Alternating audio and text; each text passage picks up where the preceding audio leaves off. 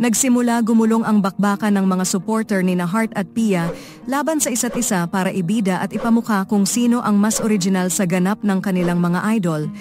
Uminit nga uli ang bangayan sa dalawang Pinay fashion influencer nang parehong masilip ng mga netizen ang parehong style ng pagbibida ng mga ito para ipromote ang isang luxury product sa Milan kung saan naroon ang dalawa para sa Fashion Week. Sa IG post ni Heart, ipinapakita nito ang eyeglass mula sa Emporio Armani, samantalang ipinapakita naman ni Pia ang paper bag na naglalaman ng isang variant ng Prada. Parehong ASMR style na ipinakikilala at dinidescribe ni na Heart at Pia ang produkto.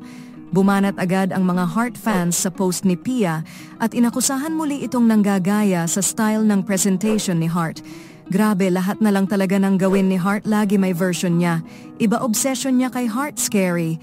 Similar ASMR style of Heart for Fendi last December 2024. Hindi naman pumayag ang mga makapiya at rumesbak na talak sa mga solid ni Heart. Hindi si Heart ang kauna-unahang taong nag-ASMR, hindi niya yan pag-aari, mga hibang. So what? Si Heart lang pwede gumawa? Tignan mo nga, kaka-upload lang ng idol mo ng ASMR Isus, inggit na naman kayo Diyos ko.